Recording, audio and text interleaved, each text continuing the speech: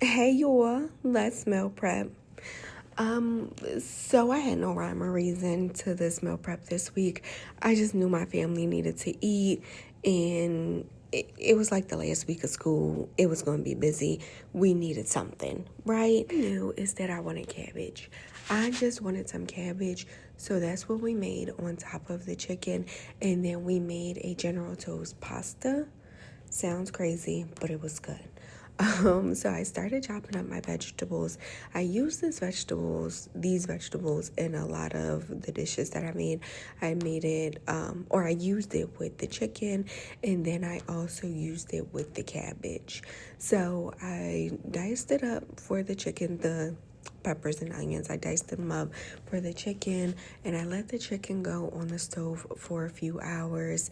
And then I used the chicken for different things throughout the week. So I put it in wraps so we can have it in wraps, and then I also used it in the pasta that I'm going to show you later on in the video.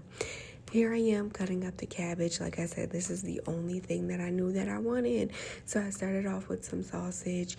I browned up the sausage for a little bit, let that get nice and crispy, and then I added in the cabbage, the onions, and the peppers, popped the lid on it, and let it sweat down for a little bit before restirring.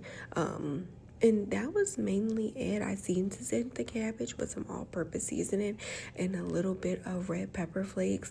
I like a spicier cabbage. That's how my grandmother made it. So that's how I grew up eating it.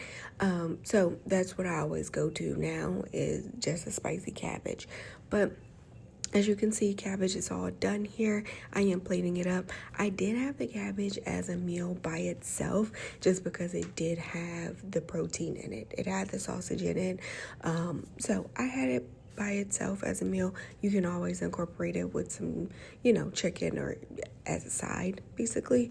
But I had this meal. This is the General Tso's pasta.